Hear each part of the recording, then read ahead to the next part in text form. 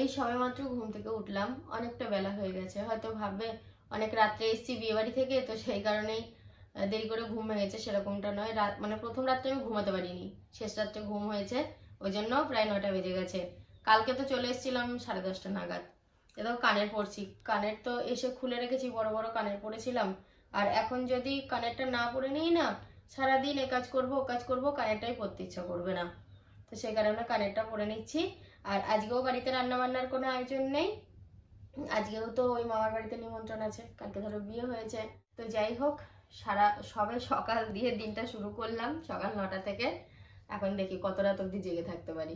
কুড়েমো করে এতক্ষণ বসেছিলাম ওখানটায়, মানে শুইনি, বসেই ছিলাম। আর এই দেখো কালকের টাটকা টাটকা ফুল আজকে বাসি হয়ে গেছে।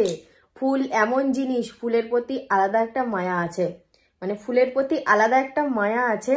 ঘরে থাকলে নষ্ট না হলে ফেলতে ইচ্ছা করে না, মনে হয় কি ঘরে এক জায়গায় থাকুক, সেটা দেখলেও অনেক শান্তি লাগে, ওই জন্য এখানটা রেখে দিয়েছি। আর আমার চুলগুলোর যা হাল হয়েছে, মানে কি আর বলবো। শ্যাম্পু করব, শ্যাম্পু করে তারপর কিছু সিরাম লাগাতে হবে চুলে, নাহলে আর চুল আর টান হবে না, সব যাচ্ছে তাই হয়ে গেছে। এই চুলের কালারটা দেখো এবার ভালো বোঝা যাচ্ছে, রোদ্রে গেলে যা বোঝা যায় না, এবারে ক্যাটক্যাট করে। আর কি করা যাবে, অনেক দিন পর চুলে কালার করলাম, অনেক দিন পর, প্রায় 4 বছর পর। অনেক আগে করা ছিল, নিজে নিজেই করেছিলাম, নিজে নিজে বলতে আমার ভাগ্নেগুলো করে দিয়েছিল। আর এখন আর কথা নয়, আমাকে ওই বাড়ি থেকে আমার দেওয়ার এখনই ফোন করেছিল, বললো বৌদি আসো। আলাম দাঁড়াও দাঁড়াও, খাবো খাবো, টাটকা খাবো, দুপুরবেলায় গিয়ে, আমি বাসিটা খাবো না। তো এখন যাচ্ছি মামার বাড়ি, প্রায় 12টা মতো বেজে গেছে। আরো আগে গেলেই ভালো হতো, একটু কাজ ছিল সেগুলো সারলাম। অর্ধেক রাস্তা চলে এসছি হেঁটে, আর এখন গাড়ি নিয়ে এসছে। আর তুই স্কুটির সাথে সাইকেল কি করে এলি? মেয়ের বাড়িতে বিয়ের পর আশীর্বাদ পর্ব চলে, বিদায় অনুষ্ঠান চলে, তো সেইটাই এখন এখানে হবে আমার ভাসুরের বাড়িতে। সেই জন্য এখানে পিঁড়ি, অন্যান্য ব্যবস্থা সব কিছু রাখা হয়েছে।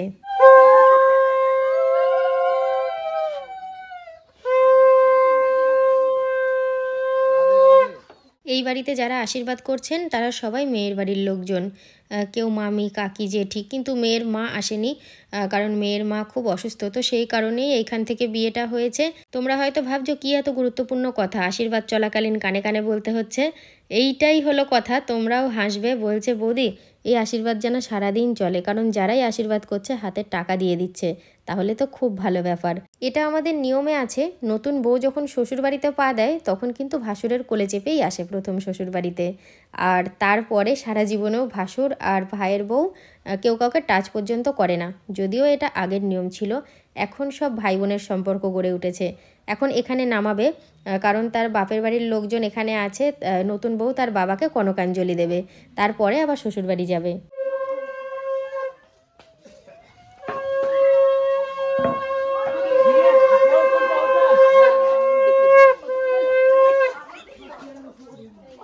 এই কত কেজি বলে মনে হলো?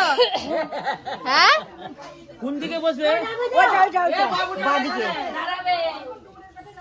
বাবু বাঁদিকে থাকবে, বাবু বাঁদিকে থাকবে, এটাই ঠিক আছে। বলছি কত কেজি বলে মনে হলো? কেজি 40 হবে।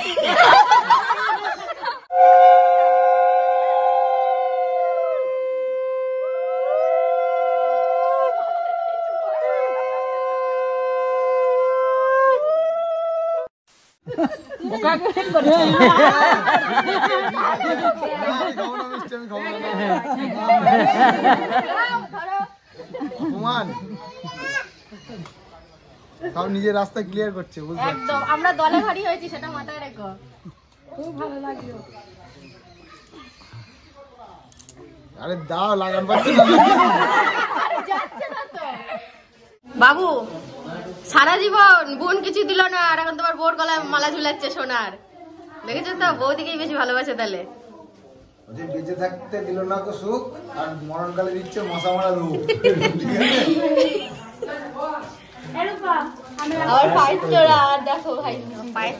খুব মজা হলো আজকে। মামার বাড়ি থেকে এই মাত্র আসলাম, একদম দুপুরের খাওয়া দাওয়া শেষ করে।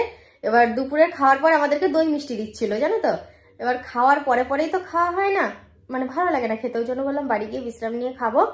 আর কাছে থেকে কাছে হলে যা হয় বলে না, খেয়েও আসা হয়, বোঝা বেঁধে নিয়ে আসা হয়, সেরকমটাই হয়েছে। আর ও চলে এসছে আমার পরে পরে, আমি এসছি খানিক আগে। হ্যাঁ, বাইরে বৃষ্টি পড়ছিল খুব প্রচন্ড, এমন কি দেখো পুরো লং টাইম আগামীকাল পর্যন্ত ওখানে খাওয়া দাওয়ার ব্যবস্থা আছে, মাসি বলে দিয়েছে। এই যে দই মিষ্টি পাঠিয়ে দিয়েছে, এই যে কর্তা গিন্নি দুজনের জন্য নিয়ে নিয়েছি, এটা ওর এটা আমার। এখন দই মিষ্টিটা খাবো, দিয়ে বাইরে কিছু কাজ আছে সেগুলো সারবো, কারণ আমি ঘরের কাজ ছেড়ে গিয়েছিলাম, বাইরের কাজ সারা হয়নি। আজকের ওয়েদারটা এতটাই খারাপ, সেই যে ব্ল্যাঙ্কেটের তলায় দই মিষ্টি খেয়ে ঢুকেছি, দই মিষ্টি খেয়ে ঢুকিনি, এক গাদা বাসন ছিল সেগুলো ধোয়া মাজা করে তারপরে যে এসে শুয়েছি, তারপরে আমি ঘুমিয়ে গেছি। সন্ধে বয়ে গেছে জানো, একটু ওই বাড়িতে যাওয়া দরকার ছিল, বারবার বলে দিয়েছিল বিকেলবেলা অন্তত একবার এসো, এবার যাওয়া হলো না। আবার আজকে আমাদের বিয়ের নিমন্ত্রণ আছে, বাড়ির কাছেই একটা বউ ভাতের অনুষ্ঠান আছে, তো সেখানে নিমন্ত্রণ আছে, সেখানে যেতে হবে। এখন প্রায় 6:30 বেজে গেছে, 6:30 বেজে গেছে। এখন আবার ওখানে যাই, যদি ওখানে বসে গল্প সল্প করতে গিয়ে অনেকটা রাত হয়ে যাবে, দেখা যাক নাও যেতে পারি হয়তো, একেবারে কালকে যাব। কালকেও তো ওখানে আর কি যাওয়ার ব্যবস্থা আছে, খাওয়া দাওয়ার ব্যাপার আছে, আনন্দ হবে, তো সেই কারণে ভীষণ শীত করছে, মানে আমার ব্ল্যাঙ্কেটের তলা থেকে বেরোতেই ইচ্ছা করছে না। কিরকম চাপের ব্যাপার বলো তো, সাংঘাতিক। আর ও যে কোথায় গেছে তাও আমি জানি না, কাউরেরই কোনো পাত্তা পাচ্ছি না। আবার আমি যে সবাইকে বাইরে গিয়ে দেখবো সেটাও সম্ভব হচ্ছে না, মানে গরম ছেড়ে বেরোতে পারছি না। না তাহলে লাল দই খেতে গেলে লাল চশমা পরে খেতে হতো, মানে ওটা লাল দই করা হয়েছে। এই একদম মিথ্যা কথা বলবো না, তুমি মিথ্যা কথা বলবা না, সবাই বলছে লাল দই আর তুমি একা বলছো লাল দই না, এটা কি মানে সাদা দই। না, অসম্ভব। আমরা খেলাম লাল দই আর তুমি সাদা দই। তুমি সাদা দই খেলে, তোমরা লাল চশমা পরে খেয়েছো তাই এটা লাল দই লেগেছে তোমাদের। কালকে প্রচুর চাপ ছিল না তোমার মাথায়, আচ্ছা ঠিক আছে, ওই জন্য বুঝতে পারোনি। তুমিও তাহলে লাল চশমা পরতে পারতো তো। কিরকম অবস্থা দেখেছি, কিরকম মিথ্যা কথা বলেছে আমাকে, বলছে লাল দই হবে, এদিকে আমাকে সাদা দই খাইয়ে দিলাম। চিংড়িগুলো তো বড় দিয়েছি, চিংড়িগুলো হ্যাঁ ঠিক আছে, চিংড়ি ছাড়া কিছু বলবো না। তুমি এখানে কি করছো গিন্নি বাড়িতে? হ্যাঁ দেখো মুখটা দেখো তোমার ভাইয়ের। তুমি গিন্নি এখানে বাড়ি কেন? কি হয়েছে? এই তো এখনই যাবো বাড়ি। হ্যাঁ বাড়ি চলে যাও। হ্যাঁ এখনই যাবো তো, আমি তো এখানে একটা ওষুধ নিতে এসেছিলাম। আচ্ছা এই ওষুধটা দিয়ে দাও, ওই দেখো জানলার ওখানে আছে, চলে যাও। ওষুধ নিতে এসেছিলাম।